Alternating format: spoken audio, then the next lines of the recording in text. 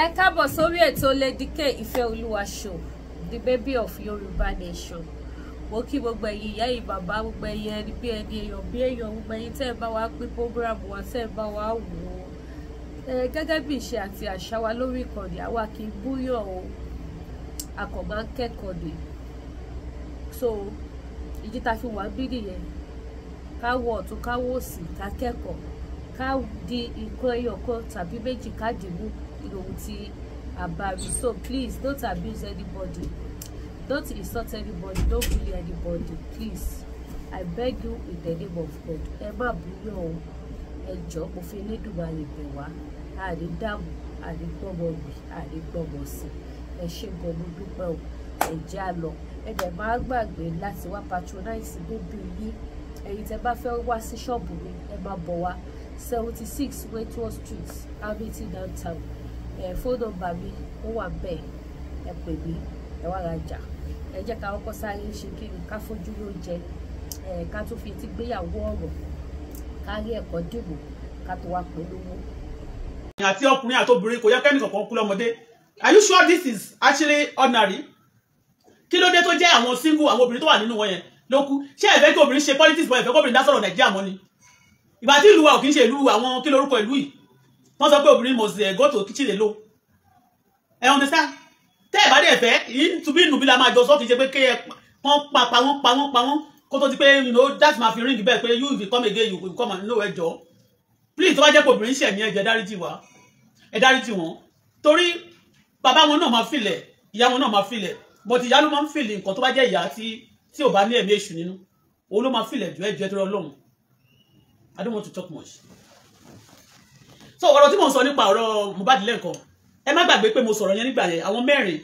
pé one lady coordinating some guys pé wọ́n gbọ́dọ̀ ṣẹnu wọn kó ń báyìí wọn gbọ́dọ̀ sọ, wọ́n dúró ní bí ìmùlẹ̀. Níjọ́ tí wọ́n kọ́kọ́ gbé secret yẹn jáde, I can actually direct it to that.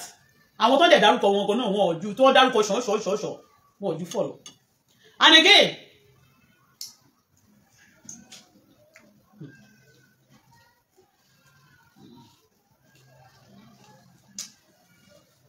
Nigeria, if you don't be careful, tó bá kọ́kọ́ gbé case wá fún ẹni tó máa kọ́kọ́ hate láyé ẹ̀, á jẹ́ ẹni tí innocent person ló máa kọ́kọ́ hate. At the end of everything, tó bá máa wo fíìmù yẹn tán báyìí, wàá dẹ̀ máa blame ara ẹ̀ pé why did I ever believe this person? You understand?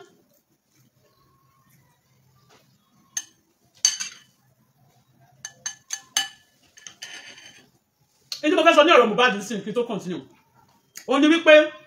Mohbad, Naira Marley ti mú slip jáde àmì evidence wípé òun san $70 million, that's almost 100 million, more than 100 million tó bá jẹ́ ìsìnkàn bí 150 million ni, that's no bí 130 million tó ti yé. Ó lòun sọ fún Mohbad, ó dẹ̀ fi àkáǹtì àwọn ilé ọ̀sẹ̀ gbà. Àwọn kan wà nínú ayé tó bá ti ń tọ́jú wọn tó ti fi secret wọn wọ̀n ẹ́ pé when they know that you have money, you're worth a lot. If they are criminals or they are ashewos or they move or they dated or they are close to people who actually to jẹ́ olè, they do olè, that's coming for living. The next thing, ayé ìwọ tó ní owó yẹn tó ṣiṣẹ́ yẹn, your life is in danger. And we know, I know what I'm saying. Do you understand? So your life is in danger too. Do you understand? But this person sọ lélẹ́yìí pé Mohbad o, Naira Marley mú evidence jáde, níbo ni evidence yìí pé Polo ọkọ Ìyábọ̀ ipò ó promote ó dẹ̀ sanwó, àbẹ́ tó bá fẹ́ gbé ọ̀nà sí abroad kò ní sanwó fún. Ṣé kò ní sanwó? Tí ó bá dẹ̀ sanwó, ṣé kò ní evidence pé show tí wọ́n ṣe lélẹ̀. Gbogbo show tí mo ṣe fún Malaika ni mo ní evidence ẹ̀ lọ́wọ́, pictures ẹ̀ àti record ẹ̀ gan. But although wọ́n ti mú mí nínú ẹ̀ tí wọ́n ti lọ change ẹ̀ tó ráwọn criminals yẹn tó bá ń plan fún ẹ. When they have bad plan for you, you don't know. They will change things so that the moment tí àṣírí wọn bá tú, that is what mama put to society nìyẹn. Do you know that video tí mo ṣe, promotion tí mo ṣe fún Malaika, ṣé mo pé ó lọ forúkọ ẹlòmíì sí tó lọ ṣe padà tó wá sọ pé London náà ti ṣe? Do you know that? Because wọ́n believe pé a máa sọ fún Auto Bola yẹn gbogbo wọn tó jọ máa ń ṣe criminal things yẹn pé a máa sọ fún public o àti gbogbo àwọn fans wa bó ṣe pọ̀ tó ṣe pé wọ́n ní fans tó pọ̀ gan, iná máa narrate wọn nìyẹn. So nobody will believe me. Do you understand me? Go and ask. Ẹjọ́ ṣé mo promote Malaika lẹ́ẹ̀lẹ́jì tí mo gbé láti Nàìjíríà lọ sí Dubai. Wọ́n ti change ẹ̀ because they are all criminal. Kì í ṣe àwọn nìkan ló ń ja olè yẹn. Promoter ń ja olè bó ṣe náà ṣe fúnra wọn. àwọn musician náà máa ń ṣe wèrè wọ́n máa ń jalè náà so criminal ti pọ̀ mọ́ ní society wa owó bí Marley à ń ṣe Naira Marley assist mo dẹ̀ wá like boy yẹn ọmọ ẹ̀ mo ti ẹ̀ like àwọn ọmọ yẹn bẹ́ẹ̀ ni mo like wọ́n yàn kọ́ mọ́ sórí téèyàn bá ṣe rí wà á rí lára ọmọ ẹ̀ honestly speaking àwọn irú Naira Marley tí mo ṣe ní gift tó ó lè jẹ́ London tí wọ́n gbé lọ àtọ́jú náà lọ́nà tó lọ dàgbà sí ló affect life ẹ̀ bó ṣe wá mú gbóyè I am telling you because àwọn ọmọ mi I am telling you wá ti rí pé ọmọ tí ó ní àlùbáríkà náà ni nínú wọn mélòó nísìnyí ó mú jáde pọ̀ òun nígbà tó kọ́kọ́ kó lọ́dọ̀ òun ó fún un ní $70,000 ló kọ́kọ́ fún owó èlé jù bẹ́ẹ̀ lọ wọ́n lè ló yẹ kó jù bẹ́ẹ̀ lọ but some people will not even give them ẹ jẹ́ kí ìyá ọkọ Ìyábọ̀ Òjó kó fún wa ní slip owó iṣẹ́ tó ṣe ní tí Mohbad lọ ṣe fún ní London kó fún wa ní evidence ẹ̀ ó mú ṣe sọ pé owó tó fi ṣe frafrafrafrafrafra tó fi ṣe gbogbo bẹ́ẹ̀ yìí kó wo Mohbad kó má lọ wà nínú ẹ̀ I am telling you owó yìí kó má lọ wà níbẹ̀ torí ṣé má gbàgbé náà pé tó wò ní tó àmì tó wò ní báwo tó wò ọ̀nà jọ bí gbà yẹn ó sọ wípé owó Mohbad wà lọ́wọ́ Cute Abiola ó sọ ń jọ yẹn pẹ̀mí mọ́ fi wọ̀n lórí Òkè Alákejì madam aboku sọ̀rọ̀ ọmọ Ìjẹ̀bú Rẹ́mọ ó ní orí Òkè Alákejì àbí orí òkè kò yí kọ́ ló lọ àbórí òkè ẹ̀rìmọ̀ àbí ti ó ṣàlọ́ ní ó jẹ́ ìjìnà rere ó ṣàlọ́ sórí òkè kan tó lóhun ti ríran Cute Abiola àgbúrò Cute Abiola lórí social media láti bíjọ́ mẹ́ta ńgbà tí justice for Mohbad yẹn tó ń gbóná tí àṣírí dẹ̀ ń tú tí bẹ́ẹ̀ dá boy náà torí gbogbo àtàwà bá ń sọ̀rọ̀ nígbà yẹn Cute Abiola máa ń gbọ́n náà máa tag mi ní ọ̀rọ̀ Cute Abiola náà máa tag mi ní gbogbo àwọn script tó ti ṣe lórí media pé wọ́n wà successful wọ́n wà okay o so ìwọ ni kò máa gbóbi ajá o àwọn ẹni yẹn ti kó ti lọ iṣan méjì ti já ó ti lọ nìyẹn you understand but tí mo sọ lélẹ̀ pé in tí bọ̀bọ̀ yẹn gbé jáde níjọ yẹn ẹ lọ wò ó ní nígbà tí mo bá ṣẹ̀ṣẹ̀ kú mo ní Ọlọ́run fi wọ̀n mí pé àwọn mẹ́rin kan wà obìnrin ló coordinate wọn ṣé mo pé gbogbo àtàtì sọ̀rọ̀ yẹn gan mi tí ojú wù mí gan mi tí ìdáwù mi mọ̀ mi tí mọ̀ wù mí gbà yẹn like àti the picture wù mí kó circulate mo ṣe wá pin yẹlẹyẹlẹ tó wá wà everywhere sí you understand 4 people connecting them bó ṣe ṣorí rè nígbà yẹn nínú kíní yẹn wọ́n ṣorí papọ̀ báyìí mọ́ kí wọ́n dà kó pé tí odó bá ti dé kò gbúdọ̀ ríta 4 one women among them àwọn tó bá dẹ̀ ti àwọn mẹ́rin yẹn ọkùnrin yẹn ló máa ti síta they are now saying whatever wọ́n á ti wọ́n síta tó bá ti ní kọ́ sọ but obìnrin kan coordinate wọn wàláì ẹni tó bá ti gbọ́ fídíò mi nígbà tí mo bá ṣẹ̀ṣẹ̀ kú kò ju bí a week ta in drag tó fresh yẹn táwọn ọlọ́pàá ń ṣiṣẹ́ lórí ẹ̀ tí àwọn ọlọ́pàá tí wọ́n ọjọ́ tí mo rí ìran yẹn kò ju few days àwọn ọlọ́pàá náà gbé narration tí wọ́n jáde do you understand me?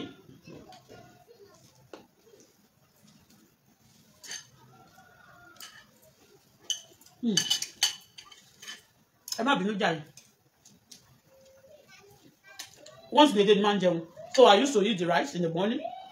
so tó bá tún yẹ pé mo máa mu nǹkan máa mu juice later I just want in a day but gbà míì tí bá rí pé mo strong máa jẹun máa jẹ another one ní ìrọ̀lẹ́ díẹ̀ so láti boost immune system mi but I eat once in a day.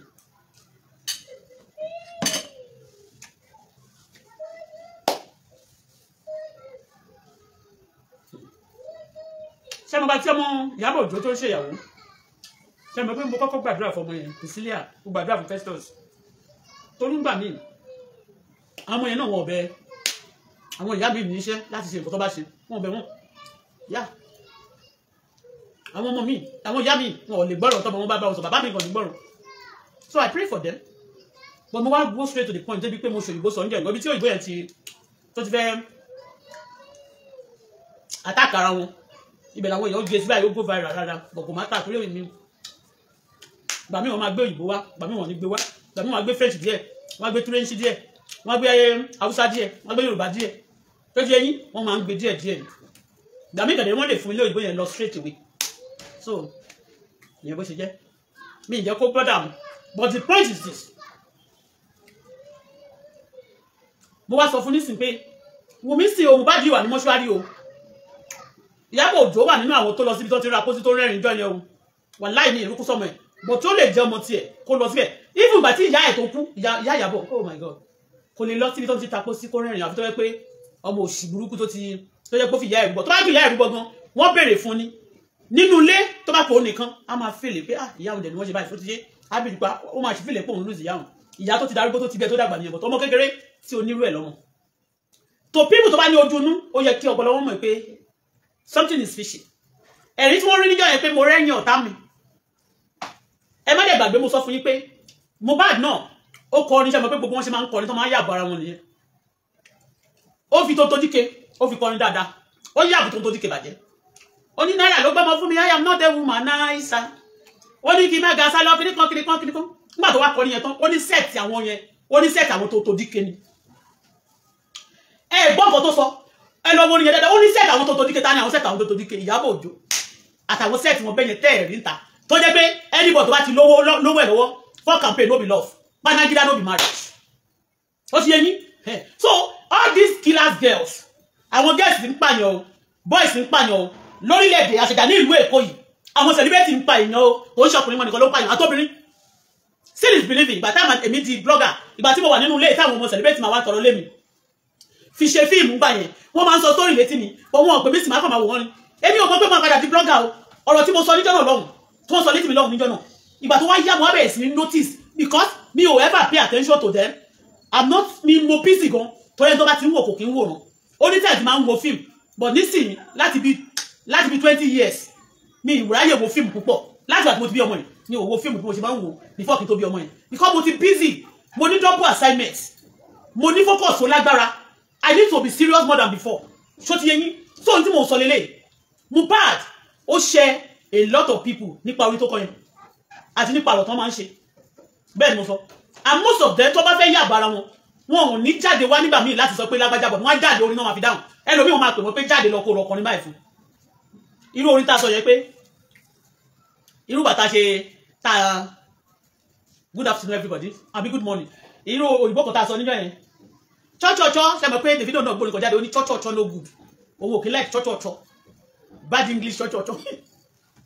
ṣe mọ̀ pé bá a ṣe máa ń sọ̀rọ̀ síta máa sọ pé wọ́n kí Mohbad àwọn tó bá wà involved sọ pé Davido wà involved àwọn ọmọ tó fẹ́ tí kéèsì yẹn ti die down tí wọ́n fẹ́ torí pé tí kéèsì yẹn bá wà exposed you understand me a lot of things will be exposed too a lot of things are hidden nípa ikú Mohbad lẹ́yìn tó tún kú so orin chọ́chọ́chọ́ bad English wọ́n ti fi kọrin sí tó bá bẹ́ẹ̀ sọ̀rọ̀ tó bá sọ̀rọ̀ tí wọ́n bá dẹ́ lóhùn tó bá forí dẹ́ lóhùn you know but nǹkan tí mò ń sọ lélẹ̀ point mi rèé orin tí Mohbad kọ́ ń gbà yẹn ẹ lọ gbọ́ dáadáa in fact kẹ́lẹ̀ mọ̀ pé Naira Marley kò gentle àwọn ọmọ tó jáde yẹn ṣe mọ̀ pé ọmọ ghetto ni kò dàgbà sí London ẹ mọ̀ pé Kòròdú ló dàgbà sí àjàjà ní kí náà ń porúkọ ẹ̀ gbẹ̀rígbẹ̀ alábàgbọ̀ gbẹ̀rígbẹ̀ ni nígbà tó dàgbà sí gbẹ̀rígbẹ̀ tó bá ti wá fẹ́ tẹ̀ sójú èèyàn ó dà pé nínú àwọn tó lè tẹ̀ sójú èèyàn lára àwọn tí Mohbad wà ó jẹ́ kan nínú wọn Mohbad is one of those tó wà vocal tó máa ń compose tó dẹ̀ máa ń kọrin tó pé orin mi tó bá ṣe wọn ẹ máa rí pé Naira Marley lónìí òun ló confront wọn nínú orin ó kọrin ní gbogbo àwọn aṣẹ́wó tó wá súlé wọn àwọn aṣẹ́wó tó ń gbé àwọn tẹ́ máa rí pé yàn gidi ni wọ́n ó fi system ẹ̀ gbọ́ ni Naira ló gbọ́mọ fún mi I am not a womanizer ó ní kí n máa ga sọ́lọ́ mi ò mọ ibi tí mo mọ̀ dé nìyẹn ó ní ìgbà tó wá ṣe tó ní set àwọn Tonto Dike set àwọn kíni set àwọn Tonto Dike mo sọ ní ọjọ́ yẹn ṣebí street ilé tí mo ní mo ń gbé nígbà tí Bisola Badmus nílé Koko Zaria àtẹ́mi àti Bisola Badmus tó gbé mi wá òun ni mo ní kó tó ní òun fẹ́ bá mi gba Golden Estate flat kan tó fi sẹ́mi tọ̀ mi wá sáà ni wọn kọ́ bá lè finish yọ ilé yẹn Lawali náà ni Lawali ní bíbà ń jẹ́ wọ́n bá pín sí méjì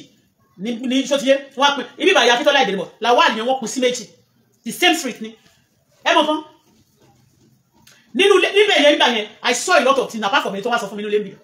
nínú ilé yẹn mo rí bọ̀bọ̀ tó ń pè ní ọkọ̀ olóyún ilé òjìnà ní Ìṣẹ̀rí bí tẹ́ bá ti gba straight báyìí lọ sọ́nà ìgbọ̀ndọ̀ ẹ̀ tẹ́ bá dẹ́kun kẹ́ wá gbọ̀nà pé ẹ fẹ́ máa lọ ṣe ẹ máa rí lọ ọkọ̀ olóyún nílé ẹ̀kápá òun yẹn tẹ́ bá ń padà lọ tẹ́ bá ṣe bí ẹ lọ sọ́nà Alábà àbí ẹ lọ sọ́nà òun kìíní yẹn ọwọ́ ilé wà lọ́pọ̀ àtún blue and white náà kù ilé yẹn ó tóbi báyìí àwọn celebrities ladies tí ọkọ̀ olóyún bá fẹ́ ṣe kíní kan máa lóun ṣe bonanza kò ń ṣe kíní kan fún wọn á ní kó máa win owó máa fẹ́ opportunity pé gbogbo wọn sínú gáràjì ẹ̀ wọ́n máa wá ìmí máa submit sílé Koko Zaria kó tó máa lọ míì wọ́n á gbé Bisola náà ti attend ẹ̀rí do you understand me so wọ́n wá sọ ọkọ̀ nínú wọn wọ́n máa sọ fún yín pé they are big girls in the society because you have slept with the olóṣó àwọn olówó máa ń gbólóṣó gan yes ẹ má bínú olówó tí ò bá ti jẹ́ ẹni tó wà godly wọ́n máa ń gbólóṣó olóṣó ló máa ń wù wọ́n gbé tó ti yẹ yín olóṣó tó wọ́n bìí pé for campaign ni mo ti sanwó fún kò ní tọjọ́ kejì tó dẹ̀ lọ́ọ̀fù family ẹ̀ kó wa máa pè lórí fóònù pé kí ní kàn ṣe lẹ́dẹ̀ papọ̀ a kàn store ẹ̀ ní ọjọ́ tó bá tún nídìí àtúnpè àwọn olóṣó dẹ̀ máa wà bẹ́ẹ̀ pé customer mi lélẹ̀ tó ti yẹ bẹ́ẹ̀ so àwọn èèyàn kan tó ti fẹ́ wọn tó wá tẹ̀bà síbẹ̀ wọ́n máa wò pé irọ́ ló pamọ́ àkárọ́ mọ́ wọn àwọn èèyàn ń ṣe aṣẹ́wó àdẹ̀wọ́ pé ìyẹn náà kò ń ṣe kankan fún wa ní society wa ń bíbà so ti yẹ yín kí àwọn celebrity Nàìjíríà Yorùbá especially wọ́n ṣe bastard aṣẹ́wó so tí mo kàn ń sọ náà ni pé wọ́n wá sọ ní ọjọ́ yẹn nínú ilé mi bíbà yìí ni ọmọ tí wá sọ pé bí ọdún ọ̀kẹ́ wo mo tún dárúkọ ẹ̀ ọmọ tó dẹ̀ dárúkọ ẹ̀ fún mi jọ ẹ̀ mo tún dárúkọ ọmọ yẹn ọ́fíìsì wọn bíbà mo tún show picture ọmọ yẹn lórí mídíà ọmọ yẹn wà nínú gúrùpù ẹ̀ ọmọ yẹn gbogbo òjò nínú fíìmù mi níjọ́ yẹn torí pé lóun pẹ́ òun tẹ̀lé bí ọdún ọ̀kẹ́ wo jáde olúwa sọ bí ọkọ olóyún mo ṣe ń sọ pé if these people too if you want to be dating celebrity of Nigeria be careful be wise àwọn tó ti fẹ́ rí wọ́n fẹ́ ayasasi wọ́n fẹ́ kidnapper wọ́n fẹ́ terrorist kò sẹ́jú wọn fẹ́ rí ìmí nínú wọn kẹ̀dẹ̀rẹ́ wọ́n á pa irọ́ fún ẹ máa rò pé virgin ni wọ́n ni nígbà tó bá dé wájú wọn tó ń sọ gbà ṣe ọ̀rọ̀ ayé wọn fún wọn you pity them ọ̀rọ̀ ẹnu mi kẹ̀dẹ̀rẹ́ oògùn náà fi ṣe so people who have dated them who take them serious tó jẹ́ bad person tó gbóná tó jẹ́ killer ni they will assassinate gbogbo àwọn tó bá ń lò pé ó ń dán wọn àbẹ́ orò pé ó ń fún wọn lówó jẹ́ kó get close to you a lot of people ló ti bá ikú ayé ẹ̀ pàdé ikú òjijì nítorí pé ó lọ bá obìnrin kan tí ó ní olóró kan tó fẹ́ ní kọ̀rọ̀ ẹ má jẹ́ kí n tọ̀ yín it happened to me I'm talking from my experience all these olóró people too when they know that wọ́n tẹ̀ tí ìgbúdọ̀ rẹ̀ nítorí èèyàn méjì náà máa ń target láwùjọ èèyàn méjì ni olówó ladies olówó tó bá wà òkè tó dẹ̀ fine tó ṣe tó wà presentable olówó two àtàwọn aṣẹ́wó tó bá àti àwọn fine girl tó bá ṣe aṣẹ́wó tó bá ṣe jáde tí gbogbo ìlà tó bá pera wẹ̀ ní celebrity tí gbogbo ojúṣe wà lára ẹ̀ they want to get those people also close to themselves kọ́ dẹ̀ máa fi tó bá ti get close to themselves tó bá ti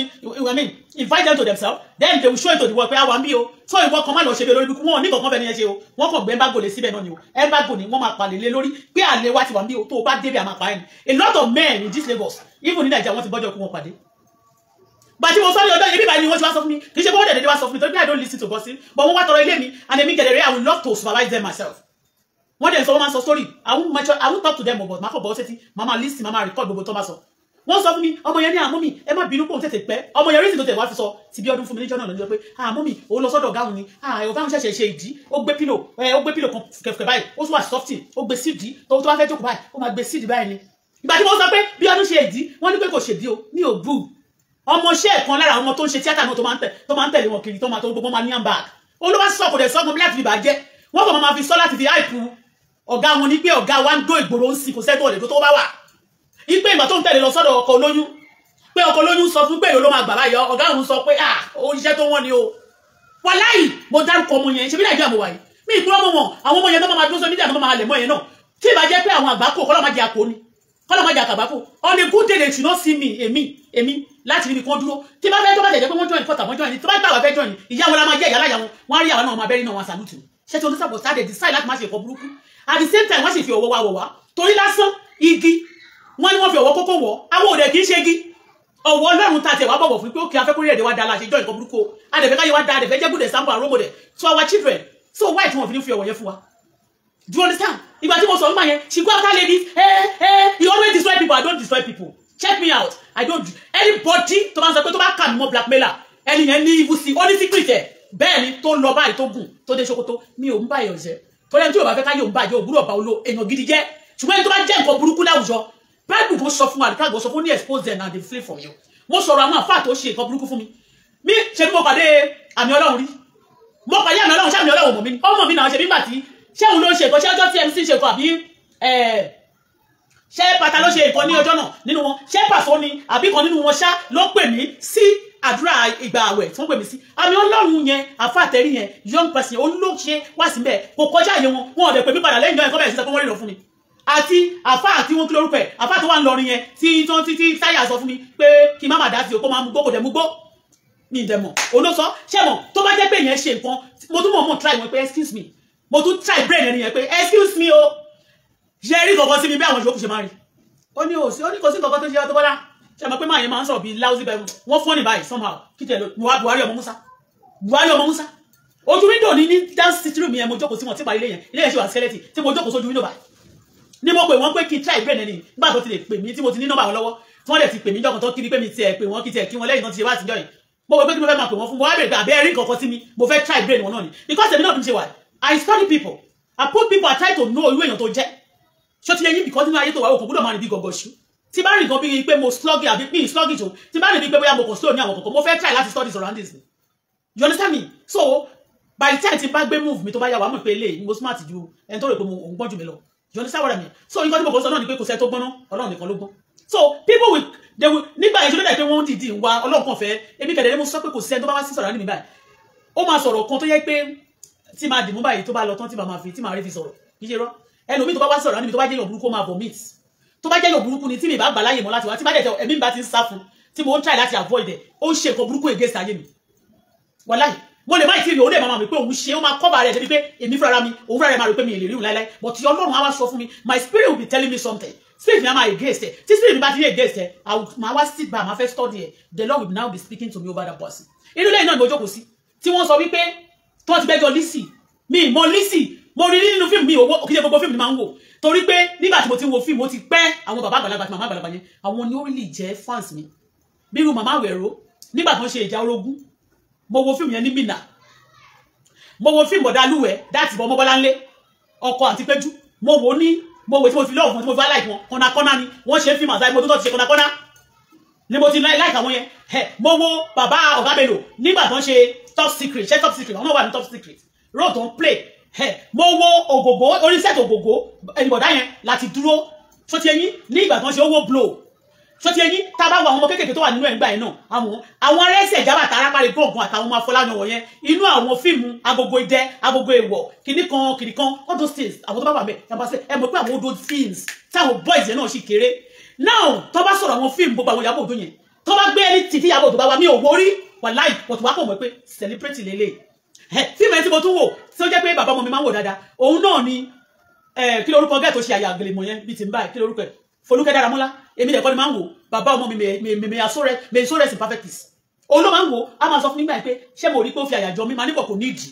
mo máa ń sọ fún àníṣe mi níbo ó admire ẹ̀ tí understand me so òun ló máa ń wò tó máa ń jẹ́ kí ẹ mọ̀ everybody have their fans irú Ìyábọ̀ Òjó yẹn wọ́n lè tó ti pẹ́ tó ti ṣe mí ò wórí nínú fíìmù àmọ́ pé celebrate ni wọ́n gbogbo wọn yẹn bí tó máa ti tó máa ṣe bí iṣẹ́ mọ̀ pé fíìmù tó máa ṣe seducing spirit bírú àwọn ọ̀kẹ́ owó seducing spirit náà máa ṣe nínú nǹkan àwọn part kan náà máa ṣe àwọn tí lọ́lá àti lọ́lá ìdíjẹ́ yẹn yes bí fans àwọn tí mo like tí mo ti wò rí àti fàlíwèrè pé tó jẹ́ bí ẹ̀gbọ́n sí àwọn ọ̀rẹ́ tí mo tún ní industry yẹn kọ́lọ̀ ń fọ̀rùn kẹ́bi pé ṣó ti yẹ yín even Ṣadé gan ọmọ Professor Pella ní Ṣadé that's Nike Pella mi ò ṣe bẹ́ẹ̀ yẹn wò nínú fíìmù ní ìgbà tí ìrètí wà láyé Mide Martins mo nífẹ̀ẹ́ mo wo Mide nítorí pé ìgbà tí ìyá ẹ̀ kú tó wá tó máa gbé tó gbé ọmọ ìyá ìdání tó wá fi tọrọ owó ń bá yẹn tí everything tó yẹ pé a mọ̀ ọ̀rẹ́ mi ó mọ̀ táìmù yẹn náà kò pẹ́ síra wọn ní bíi pé àti yẹn náà kú sí ni wọ́n dẹ̀ fẹ́ jọra wọn you understand me so all these people tó bá sọ pé celebrate kì í ṣe pé bóyá wọ́n jealous wọn everybody have their level and the people they like they are all celebrities do you understand me so ìdí mo kò sọ náà ni wípé nobody jealous anybody torí màá yẹn she jealous of them ni o mo tún sọ fún yín èmi tí mo jókòó mo ti ṣeré níbi tí mo ti ń wá káyé mi lè dá mo ti ṣeré orí ìtàgé tó ń pè wá lọ sí aṣewélé ní ọ̀nà rẹ̀ lọ́hùn ibẹ̀ nínú igbó tó máa ń pè ká lọ́ máa ṣe tíátà eré orí ìtàgé ni eré orí ìtàgé ẹni tó lòun fẹ́ ẹni tí ó ní gúrùpù yẹn Síkí Ọlámi ò bàbá dúkú ọkọ mọ́kẹ́yìndé mi ègì rẹ̀ ọjọ́ tí ó kẹnu sí mi tíyàwó ẹ̀ tó wá bá kẹnu sí mi pé kí akúkú jọ bọ́n ṣe máa ń fẹ́ra wọn yẹn pé wọ́n ní wọ́n bá ti lọ lókùn gbogbo mi tó wà rẹ̀ ọkùnrin tó nílé tíátà yẹn olóò máa fẹ́ gbogbo wọn mo ní èmi àwọn eléyìí lóògùn mo kó ẹrù mi sí báàgì bí mo ti sọ bí mo ṣe sá lọ ẹ ti understand nǹkan tí mo sọ nobody jealous anybody mo sọ̀rọ̀ Ìyábọ̀ Òjó ń gbà yín pé Wunmi life is being brought down ruin tí wọ́n bá sọ fún Wunmi gan torí ọkọ tó bá ń tọ́jú ẹ èmi Bọ́lá Fọláṣadé tí ọkùnrin Yorùbá náà mi ọ̀dọ̀ àwọn èèyàn tó bá ti set into that family the husband you will hate the husband too will hate you táwọn evil people bá ti wọnú ilé ẹ kò sí bó ṣe like ọkọ ẹ tó kò sí bó ṣe like ìyàwó ẹ ṣe like ẹ tó when they get into your house they will destroy it because lójoojúmọ́ tọkùnrin bá bẹ̀rẹ̀ sí ní obìnrin tẹ́ ní argument lójoojúmọ́ you fight yourself owó ìkan nínú wọn máa rò bí pé kẹ́nì kan kú ni àjàjà tó bá tún ti lọ ń sọ fún pé ìyàwó tó fẹ́ yo àbọ̀kọ tó fẹ́ yo o ò lè gbádùn ẹ̀ tó bá ṣì wà láyé o àbí kankan and some of them mo sọ̀rọ̀ pẹ̀lú experience àwọn nǹkan tó ti ṣe ní surroundings mi people are devilish people are bad wọ́n máa gbé ẹnìkan wálẹ̀ wọ́n máa pa òwe ní ilẹ̀ Yorùbá wá pé tí tẹnìkan ò bá bàjẹ́ tẹnìkan ò ń da ó wá jẹ́ ìgbà tí Wùmí títí bí Wùmí bàjẹ́ ni àwọn tó ń support Wùmí wọn mọ nǹkan tó ń ṣe ni wọ́n bá tiẹ̀ jẹ́ ni mi ṣépè fún wọ́n bá tiẹ̀ jẹ́ tó ti yé débi pé ọmọ tó tún wá bí kò lè ní boldness láti lọ ṣe ìpè DNA test fún ọmọ náà wọ́n bá tiẹ̀ jẹ́ kọjá remedy àwọn tó plan fún wọn like ẹ̀bọ̀ tó máa bí pé wọ́n like nítorí pé in the beginning they will support you as if they are giving you their support irọ́ ni wọ́n pa they just want to tàn ẹ́ débi tí ẹ̀bọ̀ tí ní báyìí tó máa ti já ẹ sí wò tó wà wá wẹ̀ yẹn wò ní anybody mọ́ wọ́n bá ti ọmọ yẹn jẹ́ mo sọ ní ọjọ́ pé look at the way tó jẹ́ pé Wùmí ọmọ Ìyábọ̀ Òjó ó ń ṣe party o ó ti ní ọkọ báyìí o ó wá fẹ́ celebrate tó fẹ́ yẹn ó wá tún padà wọ́n make sure pé Wùmí náà ó present bẹ́ẹ̀ wọ́n wá gbé ọmọ Wùmí òun náà máa kọ́kọ́ fi display nígbà tó stage kan tó ti di pé Ìyábọ̀ wọn expect ọmọ grandchild tẹ̀ wọ́n wá bẹ̀rẹ̀ sí ni wọ́n ṣẹ̀ṣẹ̀ wá gbé secret yẹn ẹ bá pé mo sọ pé báwo ni very dark boy kan ṣe rí lẹ́yìn tó lọ rí Ìyábọ̀ Òjó tó ní wọ́n jọjọ jókòó do you know what let me tell you something ní orí social media mo ti rí ẹni tó fẹ́ blog ẹni tó bẹ̀ níṣẹ́ òun ló kọ́kọ́ bẹ̀rẹ̀ sí ní attack ẹni tó bẹ̀ níṣẹ́ pé kó wá máa bú àwọn politician ẹni yẹn ló máa kọ́kọ́ gbé sẹ́ni tó máa bú dáadáa tẹ́rùlé àgbàdùlẹ̀ tó bá ti bu tán ẹ̀yọ́ àṣẹ wá bẹ̀rẹ̀ pẹ̀lú àwọn yòókù so that àwọn tó wá ń bú yẹn ó máa jẹ́ ọ̀rẹ́ gbogbo wọn máa jọ wà papọ̀ ẹni yẹn ẹ ní wá believe láyé pé ìkan nínú yín ló bẹ ẹni yẹn níṣẹ́ pé kó bú yín ní orí social media láti rí wọ́n ti wá rí ọ̀rẹ́ àwọn èèyàn wá gbẹ́jú ẹni yẹn wá sọ́dọ̀ wa ìsìn náà sọ pé ẹnu mi máa ń jò ní òní secret tó bá máa sọ pé tó bá ti jẹ́ evil person keep off I don't want the story kó wá jẹ́ ọ̀rẹ́ mi tó ló máa padà tẹ́ á máa padà jà ní ìjà ló máa ń kẹ́yìn àlè mo sọ fún wọn pé Ìyábọ̀ Òjó bá ti wù mí jẹ́ pérégedé ó dẹ̀ fi tú ti ọmọ ẹ̀ ṣe ó dẹ̀ fi tú tara ẹ̀ ṣe mi ò sọ pé Mohbad náà ò ṣe ọgbọ́n mo ń sọ fún yín kò sí ẹ̀ṣẹ̀ tí Mohbad lè ṣe tó jẹ́ pé ikú làwọn ṣẹ́pà àdìmọ́ fi sọ fún bọ́ Nàìjíríà kàn ṣe nǹkan little things báyìí kódà kan pa èèrà tó jẹ́ tẹnìkan èèrà ní o èèrà tí ẹ̀dí ẹ fẹ́ jẹ ẹnìkan wá fi yẹmi tí èkó fẹsẹ̀ tẹ́ mọ́lẹ̀ èèrà ní o ẹnìkan níbi tí agbára máa ń gùn wọ́n dé ní orílẹ̀-èdè yìí tọ́ bìí pé àwọn lè ṣe àṣegbété wọ́n dẹ̀ sọ wípé a máa pa ni wọ́n dẹ̀ gbẹ̀mí ẹ̀ ẹ má gbàgbé mi sọ pé Mohbad ò ṣe o mi ò sọ pé Mohbad náà ò kọjá yẹ o Mohbad mi ò sọ pé kò kọjá yẹ o irú orin tó kọ yẹn tó sọ pé náírà ló gbọ́mọ fún mi I am not a woman náírà ìmọ́lẹ̀ ọmọ tó pè ní Mohbad yẹn ìlérí Olúwa ó bú bastard sáwọn èèyàn lára even gan èyí tí wọ́n ní ẹlẹ́sẹ̀ kan jìgan ẹlẹ́sẹ̀ kan ṣẹ́ mọ́ pé ó bu tó fi kọrin torí ẹ̀ ni wọ́n ṣe ṣàjìgan náà nígbà kan máa ṣàjìgan mọ́ àwọn tó máa jọ lọ ṣàbòsí nínú group ni wọ́n ṣe mú jìgan mọ́ ṣẹ́ mọ́ pé ó bú jìgan ẹ ti lọ wo fíìmù yẹn wọ́n torí bàtà àkọ́kọ́ bẹ̀rẹ̀ wọ́n tag mi ní gbogbo àwọn tí Mohbad messed up pẹ̀lú gbogbo àwọn tí Mohbad bú ó pe Mohbad àwọn ó bú set àwọn ẹlẹ́sẹ̀ kan àwọn tó bá ń ṣẹ̀ṣẹ̀ báyìí àtìrò ó wá lo jìgan àṣẹ ó wá lo bí frontal bí pé òun gbogbo tó bú gbogbo àwọn ẹlẹ́sẹ̀ kan ẹ̀rẹ̀ mọ àwọn tó ní ẹsẹ̀ kan ní orílẹ̀-èdè náà ẹlẹ́sẹ̀ kan àwọn ẹlẹ́sẹ̀ kan ní orílẹ̀-èdè wọn kì í fẹ́ wọ́n máa tó bá gbọ́ inú máa ń bí wọn gan wọ́n lè ní o máa sẹ̀mí ẹ̀mí tó pò pọ̀ ẹlẹ́sẹ̀ kan tó máa bí pé ẹlẹ́sẹ̀ kan yẹn gan Ọlọ́run gan ló yọ wá tẹ́sẹ̀ wa méjèèjì ò lọ sí tẹ́lẹ̀ wa gbò lọ sí do you understand so ó bú wọn he stepped into many toes but toes yẹn omi pé tó bá ti wá kọrin bẹ́ẹ̀ yẹn torí orin wọn dàbí yábì ni àwọn tó bá dẹ̀ ń yàbù tó máa ń fẹ́ yàbù tó máa ń ṣe bọ́ yẹn ẹni tó bá ń ṣe nǹkan dẹ̀ tí kò ń fẹ́ kán yàbù ẹni tó bá gba yábì kò sẹ́ni bọ́ọ̀dì tó tiẹ̀ lọ́ọ̀bù yábì gan tó máa ní pé kẹ́ máa yáàbù ara yín yẹn wọ́n kàn máa sọ pé abuse is no case it's a very big case a lot of people tó bá bú kò ní gbàgbé á máa wò pé bórí òṣèré ni wọ́n describe yìí o bẹ́sẹ̀ òṣèré ni wọ́n describe yìí o ó máa dùn ni títí tó bá rí pé nǹkan kan ṣe ẹni yẹn ó máa tí o bá lè jubilate openly o máa jubilate secretly ó bú sẹ́ẹ̀tì àwọn tó díke ó ní yẹn ò jẹ́ nǹkan kan fún yín mọ́mí ṣukúṣukú ẹnìkan nínú àwọn celebrity tí gbogbo ayé fẹ́ràn ló kọ mọ́mí ṣukúṣukú fún mọ́mí ṣukúṣukú àbí mọ́mí ṣukúṣukú yẹ kí ni mọ́mí ṣukúṣukú ṣe fáìndẹ̀ ló pè ní yẹn ó pè ní yẹn ní mọ́mí ṣukúṣukú another celebrity ní group wọn yẹn náà ní set wọn yẹn kì í ṣe àwọn àgbàlagbà ló kọ fún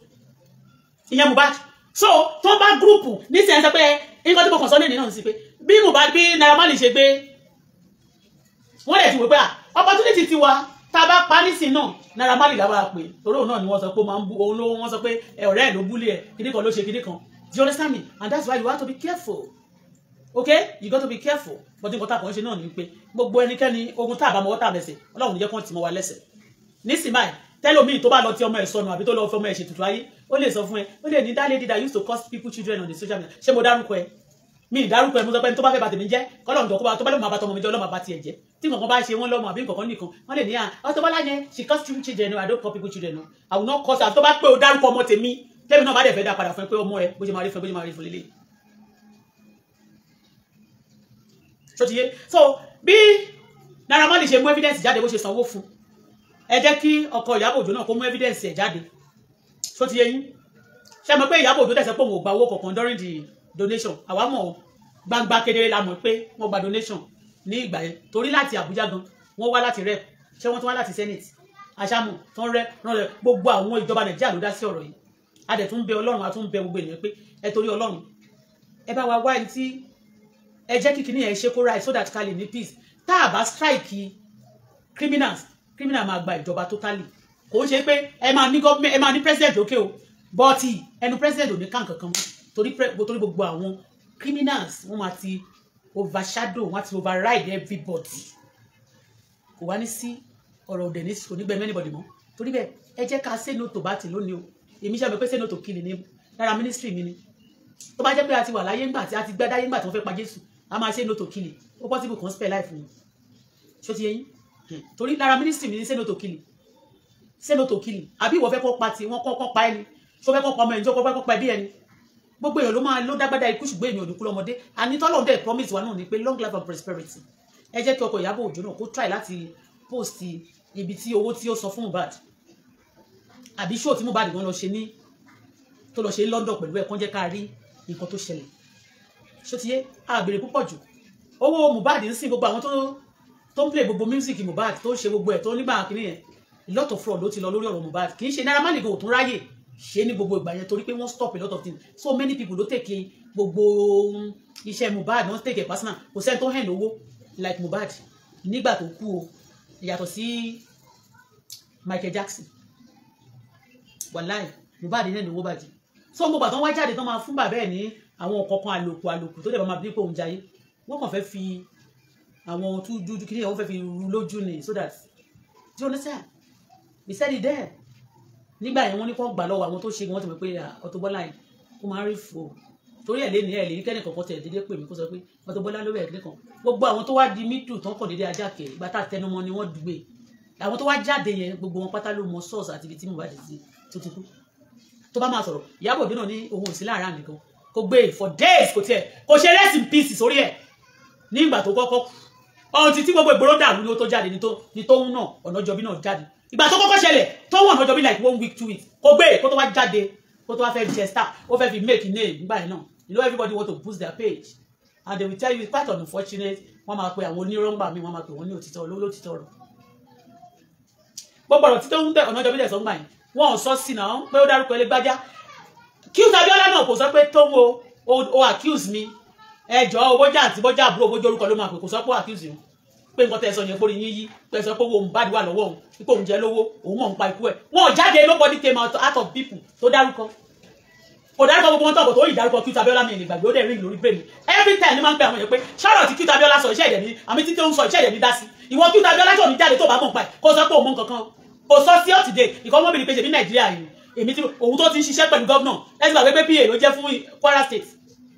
Kwara State governor àbí Kwara State governor òun ló jẹ́ PA fún Q's Abiola a máa wò pé ṣé gọ́vnà máa sọ̀rọ̀ tì ní ọmọ àṣẹ tó ń gbẹ́sẹ̀ lé nǹkan tì ní that's the belief that táwọn bá ti lè close most certain people they can destroy anybody in Nigeria or anybody tó bá ń sọ̀rọ̀ báyìí báyìí jẹ́ òótọ́ o àwọn ènìyàn kí ló fẹ́ ṣe gbàtọ́ ajé òótọ́ ńkọ́ kí ló fẹ́ ṣe fún wa that's not what they call celebrity that's ní ìlú òyìnbó nísìn wọ́n tó bá ṣe nǹkan wọ́n máa make sure pé torí everybody ṣe sit àti celebrity everybody especially celebrity in abroad go and check America celebrity with sit rights if you don't sit right you go to jail but kì í ṣe ibi tá máa sọ pé ta ló máa mọ́rò àwọn celebrity kan náà ló máa ń kọ́ àfẹnitọ́rọ̀ máa mú o ta ló ti ẹ̀kọ́ náà ó dà pé bọ̀bọ̀ tó wà níjẹ̀bọ̀dẹ̀ ojú ṣàgbọ́lá ọgọ́jú a máa sọ pé òun rò ṣé tó bá jẹ́ pé wọ́n rí Nàìjíríà gangan bíi tírélà tí ò ṣe tírélà Dangote tó rí bíi katapila ṣé ẹnìkan lè fàṣọ bojú kó máa pẹ̀lẹ̀ lóró níwájú katapila tó bá rí pé ẹni tí tírélà bá ti gbá òun kọ́ ló máa mú nọ́mbà ẹni tí katapila bá tẹ orí ẹ̀ òun kọ́ ló máa dúró máa sọ pé ó rè òun tó bá rí ìjọba Nàìjíríà bí ẹni tó yẹ pé ó fẹ́ kọjá o ó fẹ́ sọ̀rọ̀ o àṣẹ fẹ́ wọlé o ṣé wọ́n bá rí bẹ́ẹ̀ ṣé wọ́n máa pẹ̀lẹ̀ wọn lóró because wọ́n ti rí ìjọba wa àti òfin wa bí eṣiṣi àti èèrà eṣiṣi kẹ̀ ó tún kéré èèrà tó rìn nílẹ̀ that's the way they look at our law and our system they treat us like but they know people are now doing as if Nigeria yarun family wa I mean you know like afẹ́kọjá ní Akíntọ́lá Ìjà afẹ́kọjá Lawal afẹ́kọjá ní Ìkọ̀tún Nigeria is not even Lagos Nigeria is bigger than Lagos but the way people are taking our law they are taking like law of a family house orúkọ ilé bàbá bí family Ajagunna báwo wọ́n take ẹbí family tó kéré jù tó fẹ́ treat family case nínú nìkéré that's it o do you understand all these things torí gbogbo bàyẹn ní tó kọ́kọ́ máa ń jẹ́ kúrò nígbó náà wọ́n á dárúkọ èèyàn ìwọ ni àjù tí wọ́n á ní God wọ́n á dárúkọ ẹ̀ fún killing and you see how God your muscle á máa le iṣu ẹ̀ á máa dìde wàá máa ṣàyà gbàngbà camera 24/7 ni you don't care because you see our Nigeria like your brother junior brother the law of our country seem like ó jọ bí àbúrò ẹ tó kàn lè fọ́ létí àbí family ẹ tó lè rúdù sí ó pé Nigeria wa ní daddy àbí mọ́mí ẹ gan tó lè fún ní little respect you call our country able Nigeria a mighty of Africa a land that full with milk and honey that God Ọlọ́run ó dìídì ṣetán lọ́jọ́ tó fẹ́ dá orílẹ̀-èdè Nàìjíríà ó dìídì relax láti dání he prepare us with many good things and then nǹkan wá mú wa bí èèrà lára àwọn èèyàn kan tó dàbí eṣinṣin níwájú tí ò tẹ́ ṣe níwájú Ọlọ́run á wá mú nǹkan tó Ọlọ́run dá tó tóbi yẹn á wá mú bí èèrà báyìí slapping and doing rubbish excuse me ẹ ti jẹ́ kí rice mi kó tutù so Polo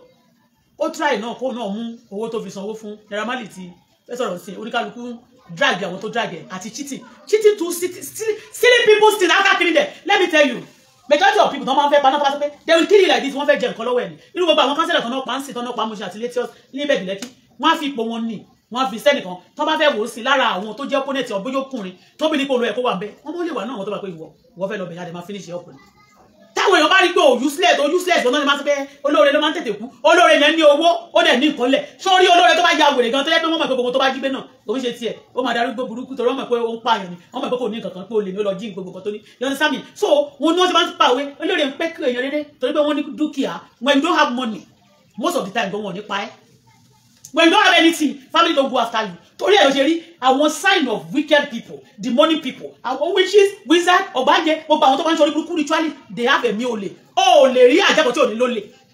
ó lè rí mèrè tí ò ní aṣẹ́wó tí ò ní mo lè jà tí ò ní mo bọ́ ṣe manipulate kó dàgbò kọlu is their gift bọ́lọ̀ ṣe máa ń dáyàn tó máa fún ní gbogbo agbára láti ṣe àwọn nǹkan to exploit to do good in life bí èṣù náà ṣe máa ń ṣe nìyẹn ẹ má lè jẹ́ ntàn yín ṣe rí èṣù ọlọ́run tó dá ayé àti ọ̀run láàrin ọlọ́run àti èṣù ní gbogbo àgbáyé láìkì jù ẹ má jẹ́ ntàn yín tí ó bá jẹ́ pé irọ́ ni kí ló dé tí pásítọ̀ àti àfà tí wọ́n ń wàásù kó tó di pé àwọn èèyàn gbọ́ lọ́run gbọ́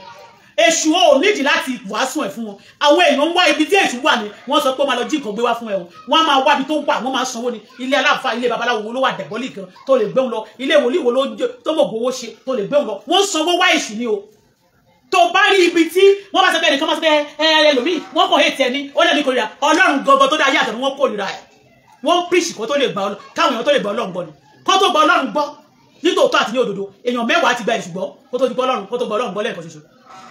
kẹ́lì kan tó gbà ọlọ́run kó tó mú sọ fún yín but forget pé 1,000 million of people go to church in them is they still go back to herbalists they go back to devil to go and look for whatever they want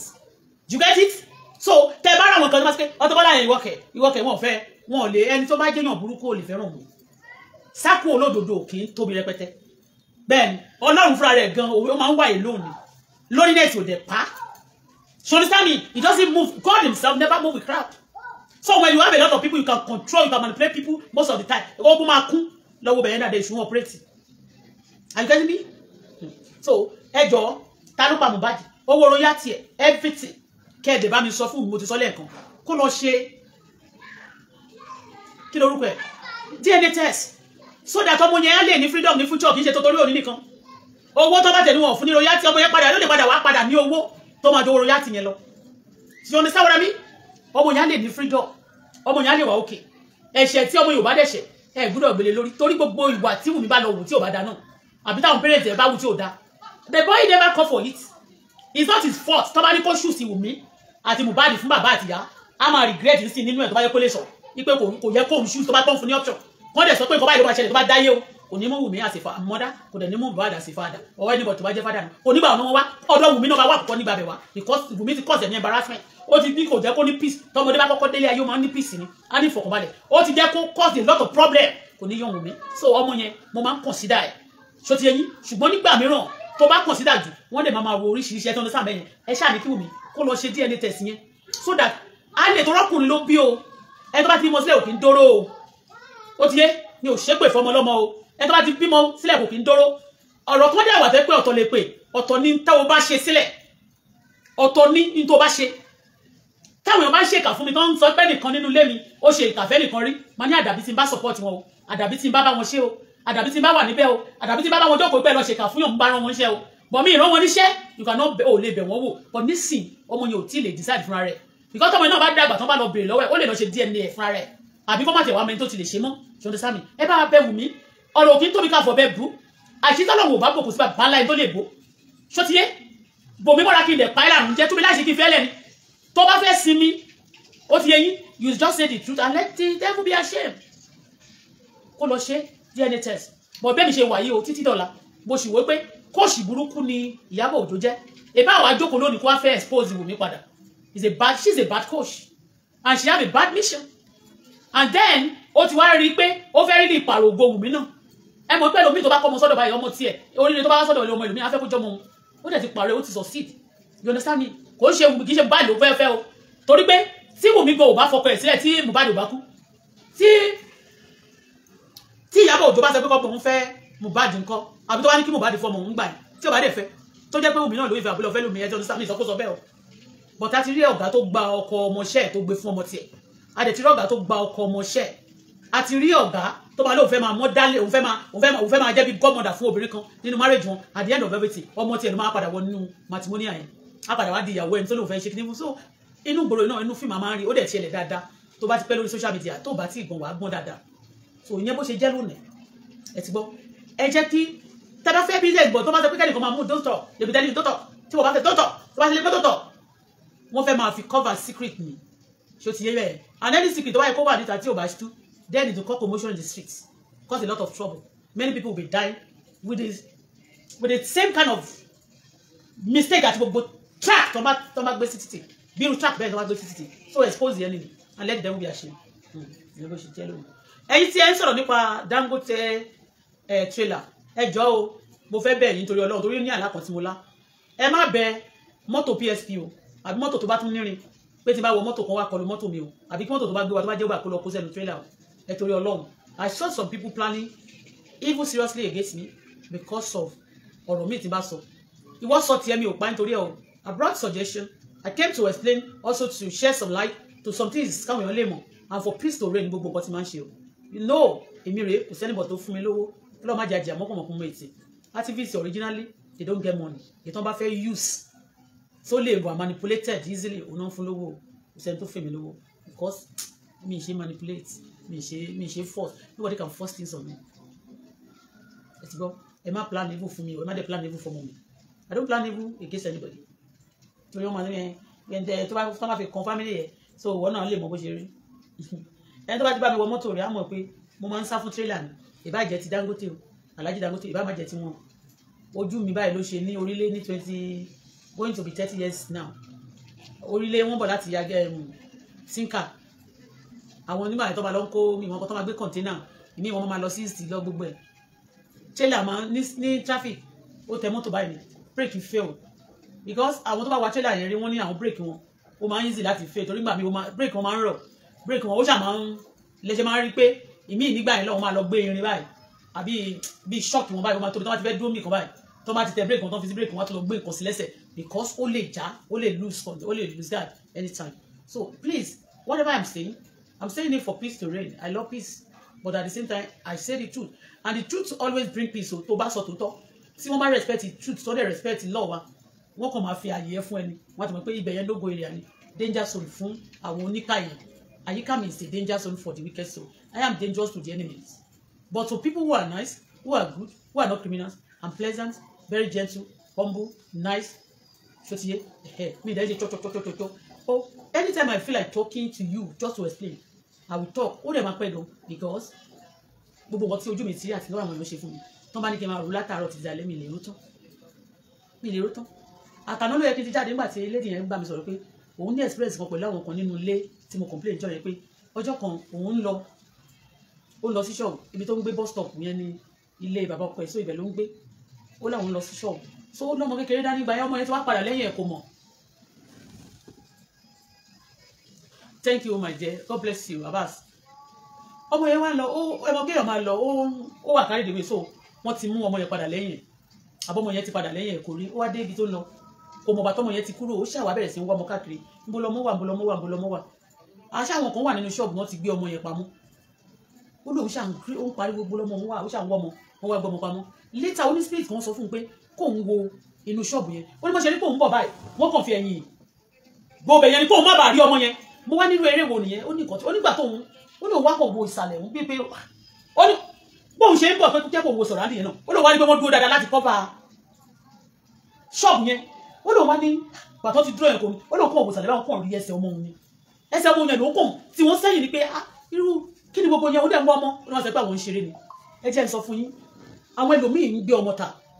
mo mọ̀ pé àwọn nǹkan kan ṣẹlẹ̀ ní àdúgbò yìí ó lè máa rí àwọn boys àtàwọn èèyàn kọ́kọ́ máa I know it for long time ṣó ti yẹ yín mo mọ̀ wọ́n tún sọ fún mi nígbà tó wà nílò òyìnbó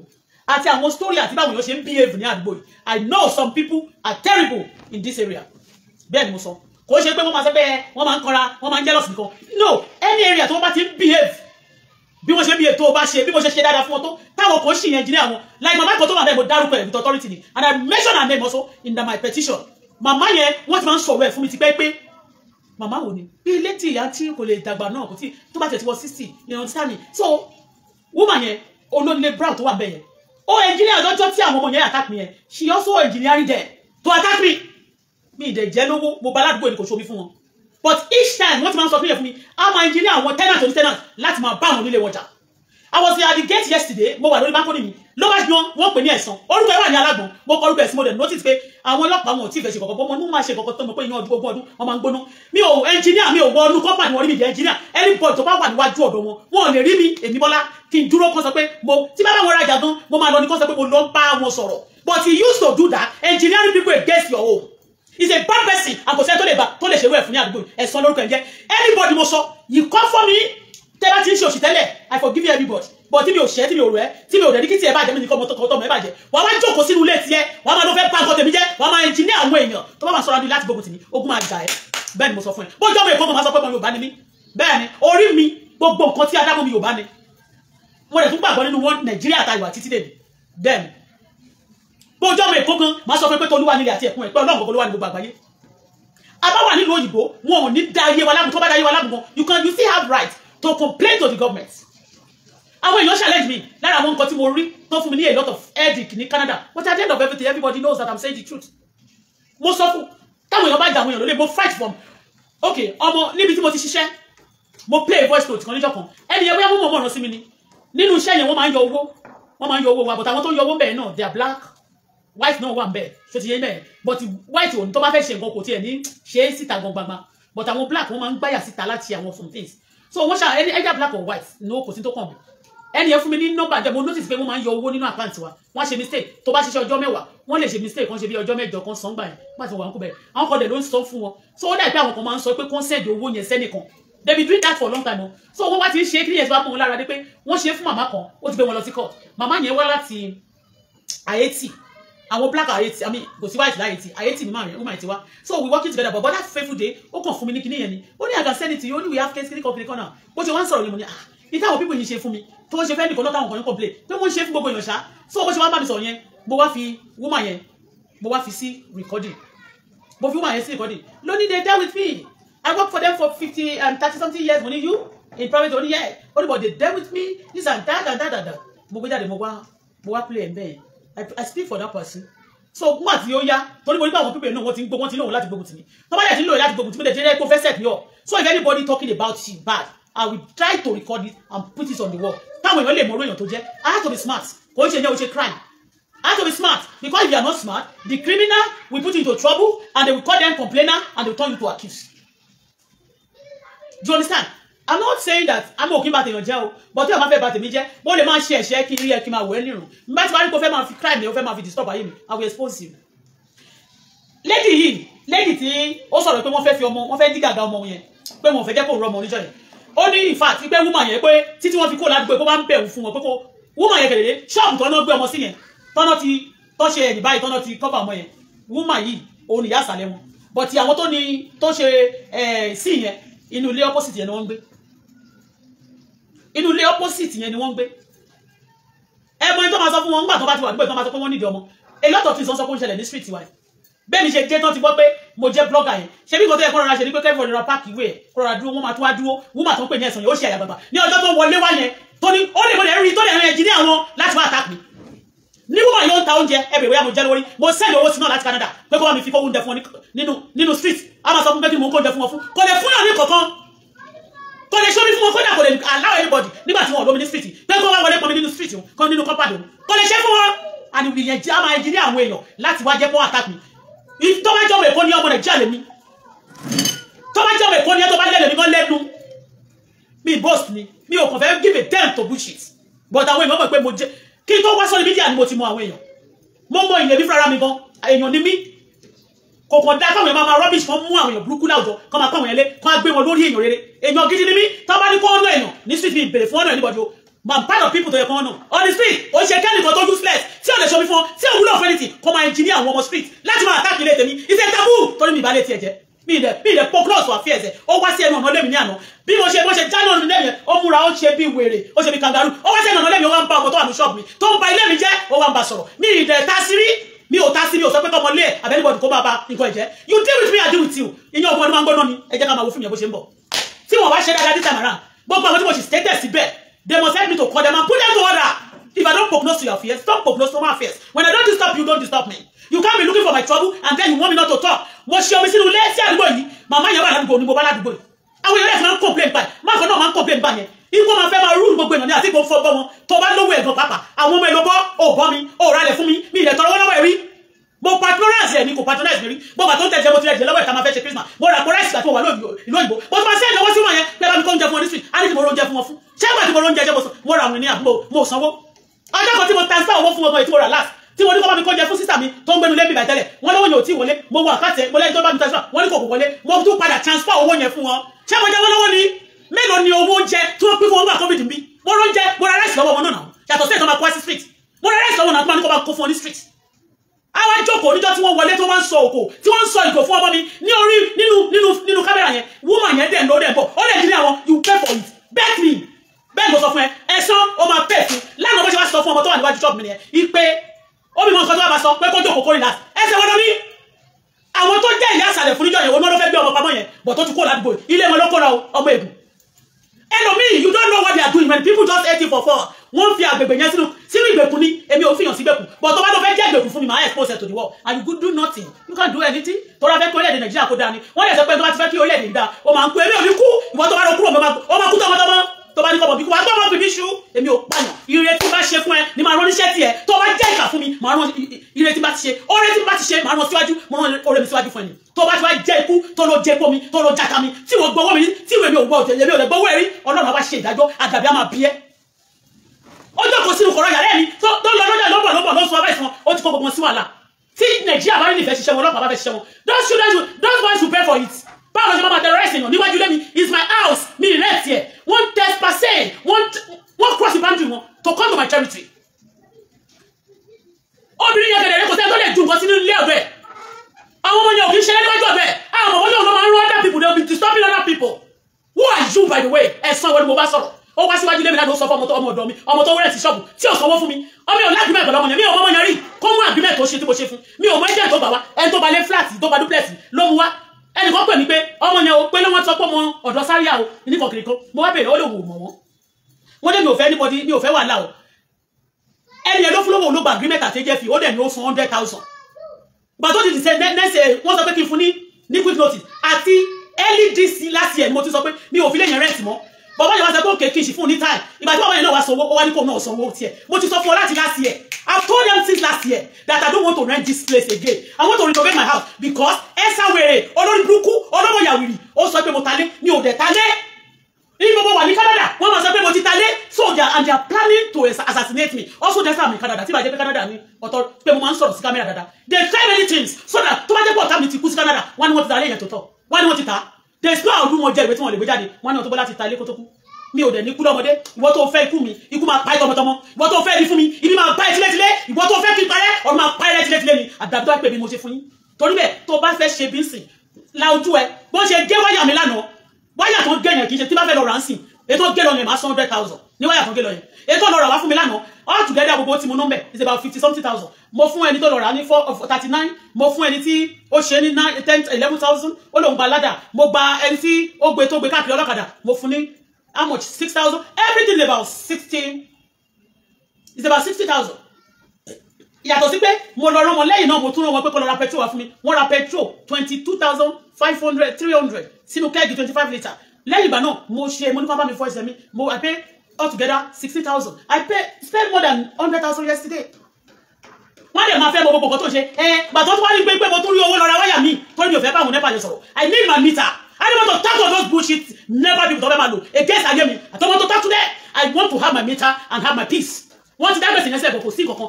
ó jẹ gbèsè níbi kan ní èso orí ẹ̀mí tó bá bú mi tó bá jẹ́ tó bá ń fẹsẹ̀ rìn ní street yìí tó fẹsẹ̀ rìn ní street yìí tó bá bú mi ní tí mo wá láti Canada pẹ̀lú nǹkan tí mo ti ṣe àti iṣẹ́ rẹ tí mo ṣe fún orílẹ̀-èdè mi àti káàkiri àgbáyé tó bá bú mi wẹ̀ bastard torí pé ìyálàjà ẹ mi ò ṣẹgbẹ́ ìyálàjà ẹ kì í ṣe tẹnu tó bá ní kó fún yàn ní award both home and abroad iṣẹ́ don say no to terrorism and killing iṣẹ́ tó yẹ kó fún mi ní award báyìí but àgbáyé like irọ́ ju òtítọ́ lọ people who love iṣẹ́ tí mo ṣe with passion they follow me when they like me with passion too if you don't know wọ́n lè máa jáde kan sọ fún yín they love me with passion did I do that for myself alone Did I do that for my child alone or what did I earn from it? I didn't. A lot of people also blogger yẹn. Wọ́n ti wá sílẹ̀ bẹ́ẹ̀ wọ́n wá kọ́ ilé. Mi ìwà kọ́ ilé CP. Ilé tí mo ní tẹ́lẹ̀ tí mo ti kí tó di blogger kí tó lọ tí mo complain pé wọ́n ṣèkà fún mi. Òun náà ni mo padà tí mo wá sí. And I'm still contented and big. Mo tún wà wọ́n bù. Mi ìkọjú ju ara mi lọ, mi ìkọjú ju Ọlọ́run lọ. Ìwọ kan á jókòó sí nìkan. Wà á ní ìwọ local beach, ìwọ local champion, ìwọ wèrè òsínwé kan. Kẹ́ni má ní olóògbàbára òkùnkùn. Ọmọ ẹ̀ fẹ́ fún ọmọ ẹ̀ di ni. Tó bá lẹ́yẹ méjìlá, àti kó máa jí èèyàn gbé fáwọn èèyàn. A máa jọ dálé, a máa jọ túṣà ni. Wà láìtàláì. Tó bá lè mú tọ́lọ́run bá fẹ́ kó orí mu mi wá ti mú mi ti pẹ́ but ní sìn gbogbo ẹ̀yin ọ̀tá tó kù tẹ́ ń ṣe bí ọ̀rẹ́ ẹ̀yin ọ̀rẹ́ tẹ́ ń ṣe bí ọ̀tá àti ẹni tẹ́ máa ń ṣe bí ọ̀rẹ́ sí mi tẹ́ jẹ́ ọ̀tá àṣìtì yín náà ò lè bò mi ò bá ń ṣeré o I'm not playing with you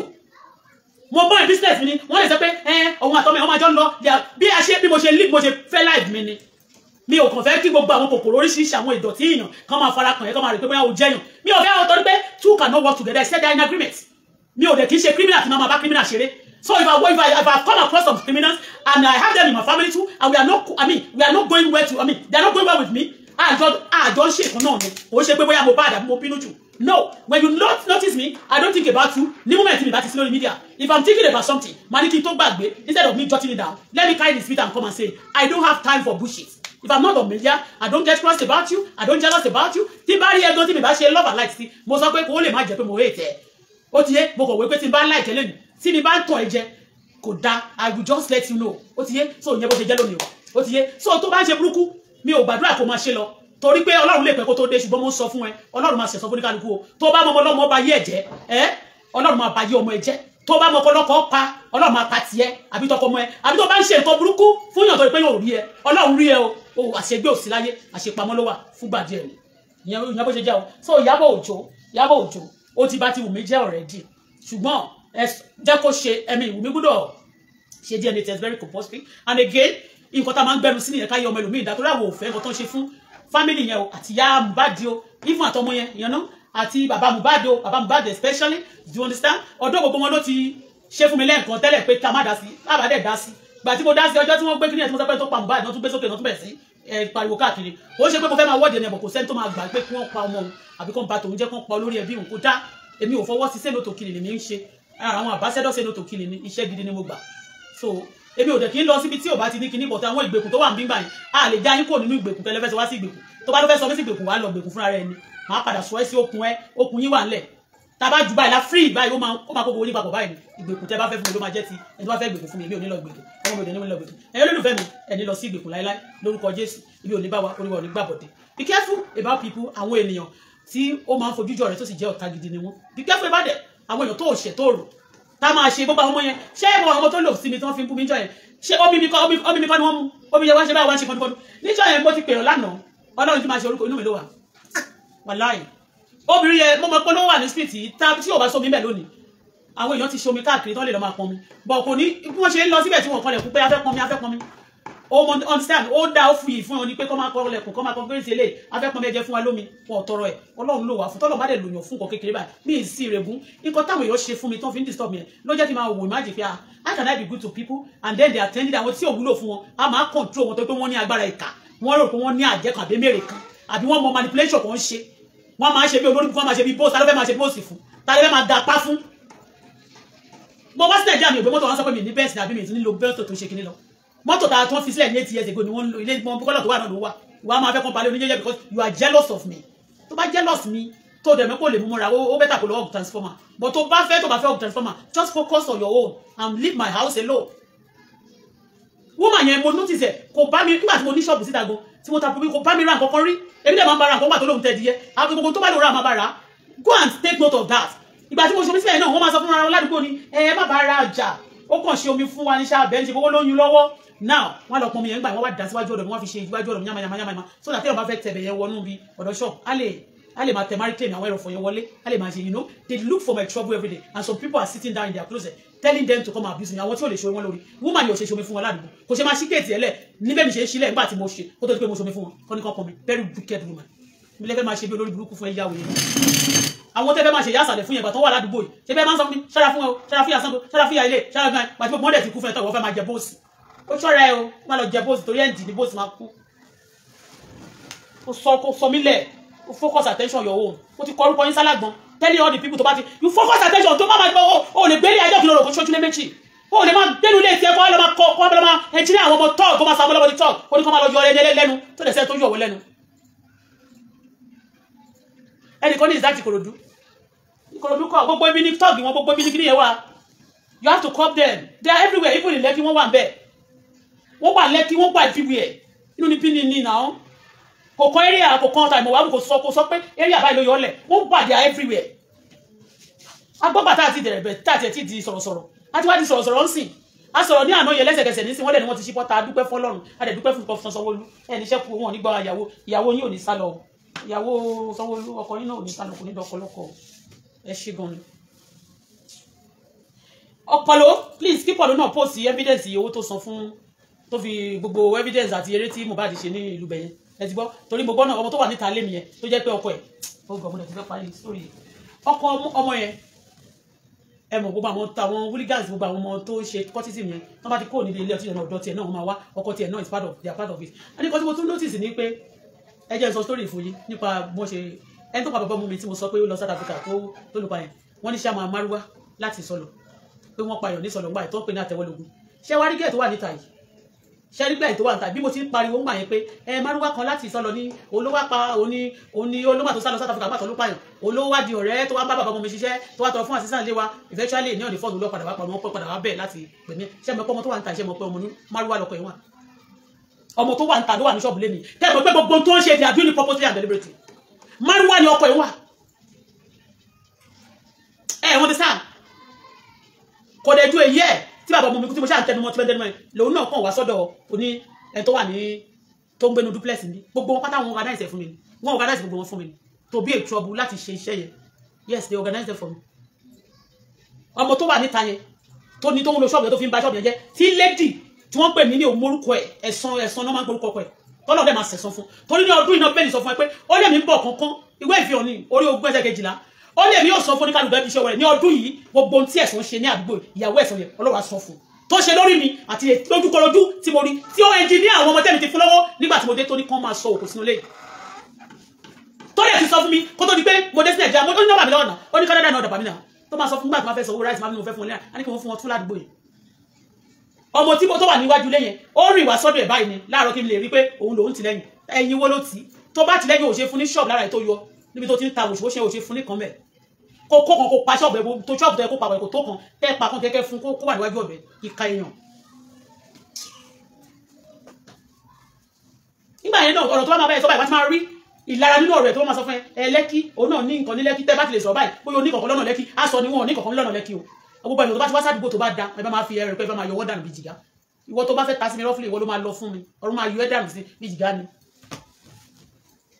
torí mo gbìyànjú gan ìgbà tí lẹ́gàn tiẹ̀ ń wù mí tàbí ẹ ó wù mí tàbí burúkú kékin kúrò láàrin yẹn Ọlọ́run jẹ́ ríta Ọlọ́run ni mo rán ẹ wá sí ìbàyẹn nìyẹn ó ní I send you mi lè rán ẹ lọ síbi tó bá yí sí torí pé mi gan ò yí sí Ọlọ́run mi ò yí sí Ọlọ́run tó yí sí I send you because they are in bondage táwa ṣe ìyẹn tọ́tọ́lọ́run ló wà tán ẹ̀yàn wá ṣe tẹ́ máa lè fẹ́ máa gbógun tiwa torí ẹ̀yin lẹ gbé ìgbèkùn lẹ gbé àgbègbè náà sí ìgbèkùn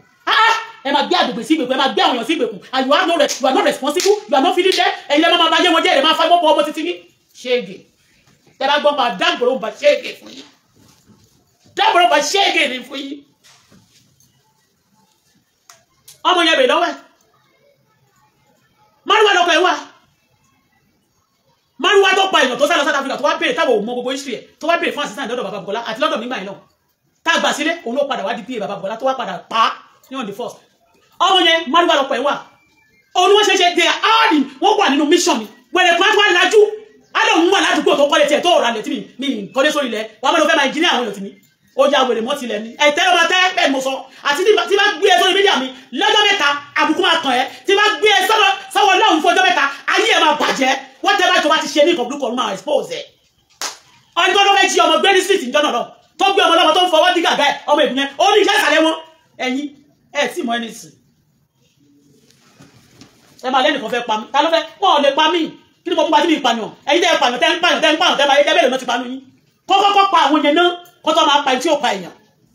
ẹni tó bá ti pa èèyàn tó ń pa èèyàn ẹ kọ́kọ́ lọ pa wọ́n àbáwọn tó ń disturb peace others like you don't come to your territory tó o bá gbẹ̀yàn sí ṣọ̀bẹ mi ò bá wọn sọ̀rọ̀ wàá máa mú gbogbo èèyàn ará ilé onílé wàá máa mú wọn lálejò wàá máa mú wọn lọ́rẹ̀ẹ́ láti máa dalẹ̀ wọn rú wàá ní wọ́n ń júdà iná máa jú ẹ bẹ́ẹ̀ mo sọ fún ẹ.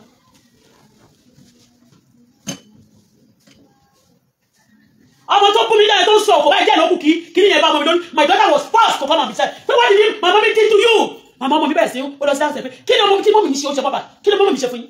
Torí àwọn kan pẹ̀ yín níṣẹ́ ikú máa pa gbogbo àwọn tó bẹ̀ ní iṣẹ́ burúkú sí ni. Àwọn tí ò fún yín lọ́wọ́ tí ò fún yín lóúnjẹ. Ìyá tí mo fún lọ́wọ́ láti Canada pé kó tútù fún rice mi. A máa sọ kí ni mo fún rice in street. Ẹ wọ́n wà bí kò ṣomi fún yín. Àwa ṣe tẹ̀ mí ṣomi fún àwọn ará ìníṣẹ́ ikú. Ẹ gba orí yín gbàgbọ́dẹ̀ mi. Tẹ wá bá mi. Tẹ tún wá ṣe iṣẹ́ yẹn. Wá jókòó mo ní bó ṣe lọ́njọ́ ẹ̀ tó lọ. Ó lè wọ́n máa kí tániwọ́. Tániwọ́ 9 million lọ́fẹ̀ẹ́ tíkẹ́ẹ̀tì wá sí ẹ̀díà. Mọ́tò òṣìṣẹ́ gbé kiri yẹn wọ́n ń ta ìlú wọ́n ń ta $700.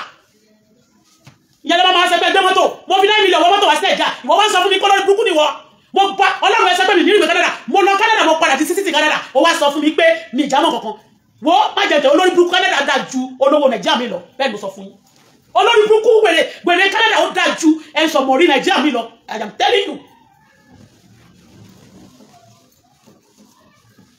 Instead of you to be pé jẹ́lọ́ tó ó lè máa jẹ́lọ́ sẹ́lò mi kọ́ rẹ̀ pé àdéhùn pé kò lè ní wá mọ́ ni ó lè padà wá. Àwọn ọlọ́mọ sápá mọ́sọ́ ibi àwọn máa bẹ̀rẹ̀ sí bú ẹ onímọ̀ ìpáwọn ni olórí burúkú wọn. Ó dẹ̀ báwo wọ́n jẹ lówó ẹ̀mí ìjọba òun máa rí. Ládùúgbò ìwọ̀n ní kọ́tọ́ lè rọ́ fàmì. Tó bá ṣe dáadáa fún wọn tó máa ṣe bí kangaroo wọn fẹ́ kó máa respect wọn. Èmi respect yẹ Ọlọ́run gbogbo ti ṣe yẹn tẹ́lẹ̀. Don't respect because when you are sending people to be disrespecting me tí mo ṣe dáadáa fún wọn and you want me to respect to greet you mi ò jẹ́ ní kíkí mi ò jẹ́ ní kíkí kókó ṣìdànù. Wọ́n máa fẹ́ ṣe ìdásàlẹ̀ fáwọn ọmọ burúkú ni.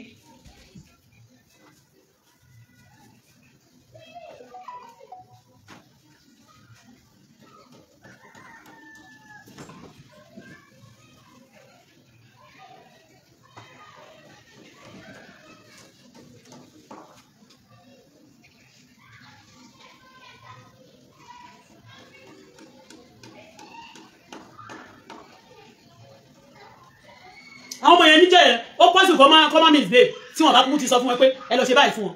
Àwọn ọmọ yẹn bọ́ bó ṣe jáde nìyẹn ọmọ yẹn kú mi pé èmi ò lè mọ ní kí ni mo jí lọ́wọ́ ẹ̀ mọ́mí ẹ̀ tó jẹ́ pé gbogbo nǹkan tó wà ní tọ́pàdé ló máa ń jí ìwọ náà gbà tí mo dé o ti wá jí nǹkan nù bí tó ń kó gbogbo nǹkan jáde mo dẹ̀ tún fẹ́lẹ̀ pé gbogbo yẹn òun ló jẹ́ kí n mọ̀ pé àwọn ọ̀dẹ́ máa yọ̀ yẹn gan pé owó tiẹ̀ ní online.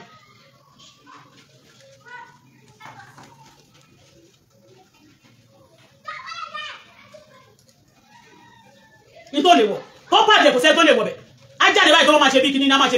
ṣe bí orò ta ni ìyàwó ilé ní máa lẹ́yìn kíní kan.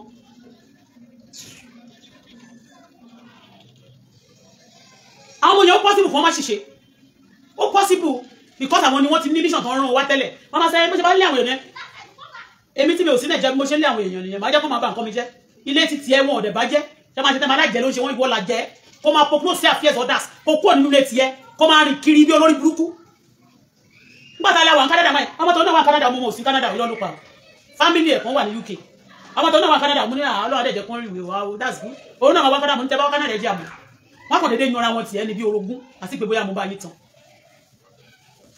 yóò rí mi bí ọmọdé ni your first born my first born is 40 years mi ìdẹ̀ bímọ ní kékeré go and ask my mother mi bímọ kékeré go and check all the story gbogbo àwọn stories mo sọ àwọn group yẹn they are 60 plus nítorí pé a ń fi ṣòkòtò gbéra ẹ máa pè yẹ pẹ̀lẹ́ máa ìràmà tẹ́yìn bá ti gbé jẹjẹrẹ máa rí pé bóyá jù wá lọ tó pàṣẹ respect mi tẹ́lẹ̀ lórí burúkú bye for now any wonderful day ọkọ Ìyábọ̀ show your evidence like Naira Marley did o owó tó fi sanwó fún Mohbad gbogbo oro láti gbogbo ẹ̀yin tẹ́ bá dẹ̀ gbà ọ̀rọ̀ owó yẹn wọ́n fẹ́ ti sọ́ọ̀sì ó ti yé yẹn ó lè apààyàn wọ́n bá ti ṣe kàtàn ìwọ̀n ni wọ́n máa point figure ẹni tó jẹ́ olè àwọn tó ń jẹ́ lórí àwọn tó máa náwó ó lè kí ni mo jí ń gbà yín ó ní káwọn ọmọ tó ń jalè ó lè gọ́gọ́ ń pè mí lólè tí yẹ ìjalè kú ní ìfi kúrò irú ìyàsọ́gbọ̀ ọmọ ìyàsọ́gbọ̀ tó wá sọ̀kò nílé nígbà gbogbo yìí mo kọ sílẹ̀ yẹn tí mi bá ti kọ̀ọ̀kan máa tún fresh wọn kọ ni tẹ bá ṣòṣèlú máa tún fresh wọn kọ ni kẹ máa disturb ayé mi kẹ wà ládùúgbò kí gbogbo àwọn terrorists don dey take over show that àwọn ọmọ ní òde sínú wọn ó show pé nílò wọn fún kankan ni you are using them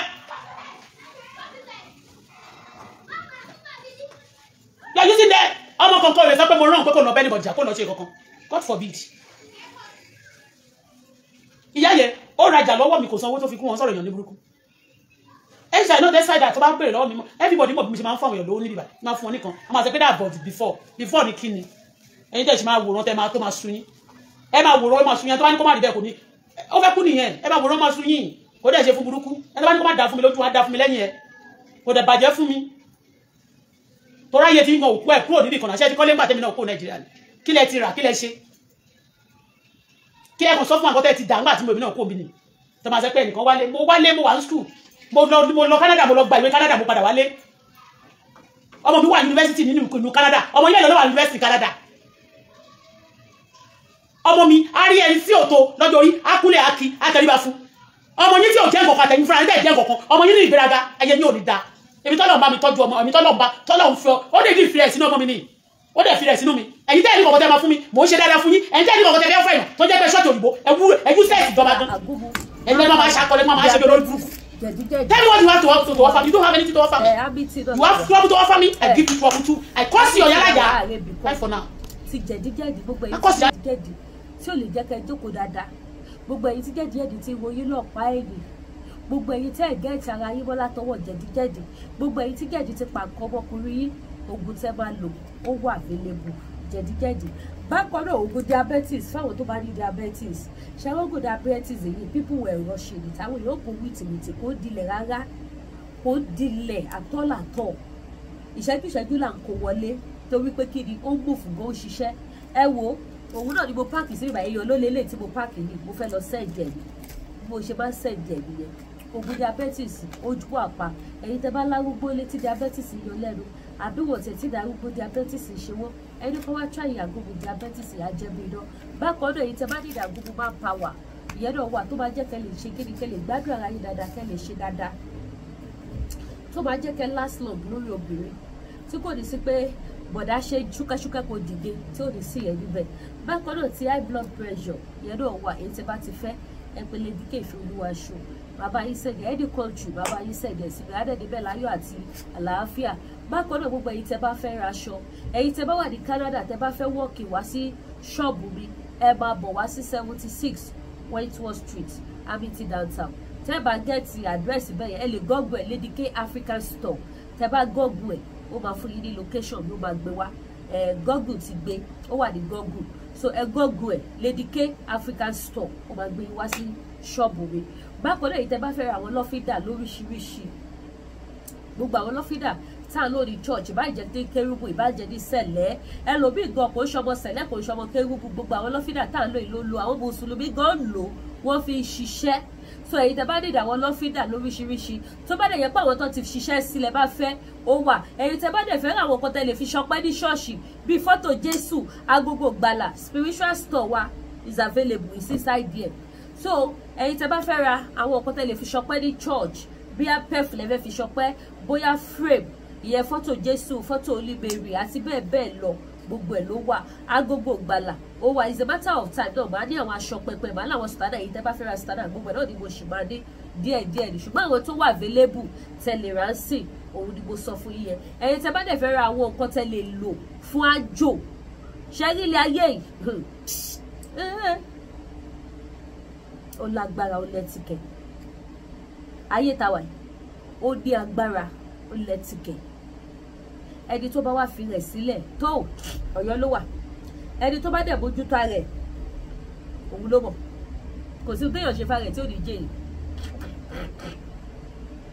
ẹlòmíì ó ti give up lórí ogun ayé ẹ̀ tí ò dẹ̀ yẹ kó rí bẹ̀ gbogbo nǹkan tó halẹ̀ mọ́ wa yẹn àdúrà lè ṣe àwọn ẹlòmíì wà gan bí o taṣẹ́ fún wọn màá kàn fún wọn ní prayer point àti psalm ẹ lọ ṣe báyìí kẹ́dẹ̀ gbàwẹ̀ sí Jésù Olúwa wa mi wọ́n dẹ̀ ní testimony wọ́n ní testimony gbogbo ẹ̀rọ kan ni mo máa wẹ ọṣẹ no kì í ṣe gbogbo ẹ̀rọ ní ọṣẹ wíwẹ̀ kì í dẹ́ ṣe gbogbo ẹ̀rọ ní òróró lílò kò dẹ́ ṣe gbogbo ẹ̀rọ ní gbogbo àwọn àjò gbogbo wà kì í ṣe gbogbo ẹ̀rọ ní àwọn àjò bí wà tó yẹ pé omi báyìí o lè gẹ̀ẹ́tẹ̀ fún ara ẹ̀ kó dẹ̀ ṣàdúrà sí pẹ̀lú psalm pẹ̀lú kọ́kọ́rọ́ tó dé wàá dẹ̀ rí ìyanu Ọlọ́run wàá ṣe kí ni mo pè wàá rí ìyanu Ọlọ́run ẹ má bínú wọn ṣiṣẹ́ ní the other side ni kí ni ẹ wá affect ọ̀dọ̀ mi bíbá àwọn apáta àwọn ẹ̀rù yẹn so téèyàn dẹ̀ máa ṣe kí ni téèyàn máa rí ìyanu Ọlọ́run téèyàn bá ti ṣe kí ni tó bá ti lò so kì í ṣe gbogbo náà ni màá tọṣẹ fún yín màá ta kíní kan fún yín náà bí ó ṣe bẹ́ẹ̀ bí owó tó wó ẹni tó rẹ̀ bá jọmọ́ kí n ta iṣẹ́ fún màá ta fún ẹni tó bá dẹ̀ jọmọ́ kí wọ́n kó sọ fún pé yá ẹ kọ́ lọ ṣe prayer báyìí ẹ ṣàdúrà báyìí ẹ ṣèkọ́ báyìí láì gba ṣíṣì lọ́wọ́ wọn tó bá dẹ̀ ṣetán tẹ bá ti wá ṣètò àwọn nǹkan tẹ bá rí ni kẹ wá ṣẹ̀ṣẹ̀ wá padà wá tó bá wá jọmọ́ kí fún yín ní iṣẹ́ máa fún yín ní iṣẹ́ tẹ bá lọ lù sí tó dẹ̀ ní testimony ayọ̀ ẹlòmíì gan kò ní padà nídìí gan rẹ̀ ò ní nídìí kó lo iṣẹ́ tó bá padà sọ pé ha Lady K nǹkan tóun ti bá tù látijọ́ Ọlọ́run ni bá ṣe fi rán oníkálukú ọ̀tọ̀ọ̀tọ̀ èmi ò torí owó ṣe nǹkan láyé mi torí owó máa tán ọmọ ènìyàn ló máa kú so gbogbo ẹni tẹ bá láwọn àdójúkọ ẹni tó bá lè jẹ́ wípé kẹ lo ọṣẹ lọ́rọ̀ yìí jọmọ́ ọṣẹ wà available irú kí lẹ fẹ́ lò fún gbogbo ẹ wà bí ó wà spiritual store ní Canada ó wà bẹ́ẹ̀ ni ẹni iṣẹ́ tẹ bá fẹ́ anything ẹni iṣẹ́ náà tẹ bá need anything tẹ bá face ẹ jẹ́ ká jọ fi ètò àdúrà ká fi ṣe kíni ká fi ṣe ogun ẹ̀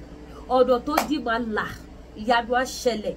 gbogbo òkè ṣòro yà á di pẹ̀tẹ́lẹ̀ ẹlòmíì ó máa fojú commonize nǹkan tó fojú commonize yẹn ló dẹ̀ máa ṣiṣẹ́ fún un